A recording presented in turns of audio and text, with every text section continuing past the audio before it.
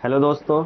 आज हम इतिहास के सबसे महत्वपूर्ण टॉपिक के बारे में बात करने वाले हैं, जिसका नाम है इतिहास की जानकारी के स्रोत, यानी सोर्सेस ऑफ हिस्ट्री।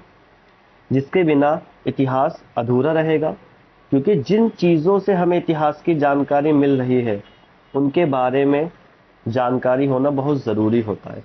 इसलिए इतिहासकारों के द्वारा मुख्य रूप से स्रोतों को तीन भागों में बांटा जाता है। सबसे पहले पुरातात्विक स्रोत, जिन्हें इंग्लिश में आर्कियोलॉजिकल सोर्स के नाम से जाना जाता है। वहीं दूसरी तरफ साहित्यिक स्रोत, जिन्हें लिटरेरी सोर्स के नाम से जाना जाता है। वहीं तीसरी तरफ विदेशी वृत्तांत यानी फॉरेन अकाउंट भी हमारे पास जानकारी के स्रोत होते हैं।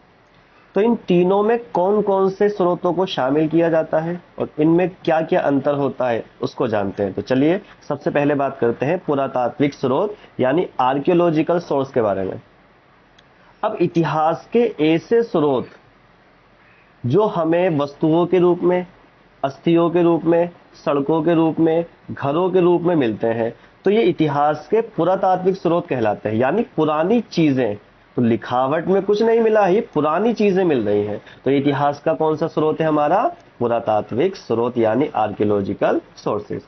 वहीं दूसरी तरफ साहित्यिक स्रोत यानी लिटरेरी सोर्स। ये इतिहास के वो स्रोत होते हैं जो लिखावट में होते हैं। अब पहले के समय में कागज तो है नहीं, तो लोगों के द्वारा लिखने के लिए कठोर चीजों का इस्तेमाल किया जाता था। तो जो कठोर चीजों पर लिखावट होती थी उसे अभिलेख कहा जाता था, और जो हाथों से पेजिस पर लिखा जाता था उसे पांडुलिपि कहा जाता था। तो ये इतिहास के जो स्रोत हैं इन्हें हम किस नाम से जानते हैं? साहित्यिक स्रोत यानी इंग्लिश में लिटरेरी सोर्स। तो वहीं तीसरे प्रकार के स्रोत होते हैं विदेशी वृत्तांत यानी फॉरेन अकाउंट्स। अब इनमें उन स्रोतों को शामिल किया जाता है जब भारत में विदेशों से लोग आए, उन्होंने भारत के बारे में देखा और अपने पास से कुछ उस चीजों में लिखा, पुस्तकें लिखी, वृत्तांत लिखे, पांडुलिपियां लिखी। तो इनसे हमें उस समय की भारत की जानकारी या किसी भी देश की जानकारी मिलती है। तो ये विदेशियों के द्वारा लिखे गए हैं, तो इसीलिए इन्हें विदेशी वृत्तांत या फॉरेन अकाउंट के नाम से जाना जाता है। तो मुख्य रूप से इतिहास की जानकारी हासिल करने के लिए हमारे पास तीन तरीके के स्रोत होते हैं।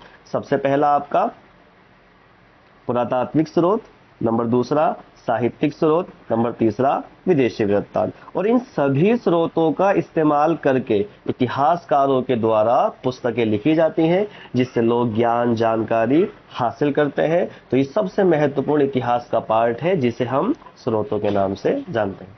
तो आज के लिए इतने काफी है। Thank you for watching.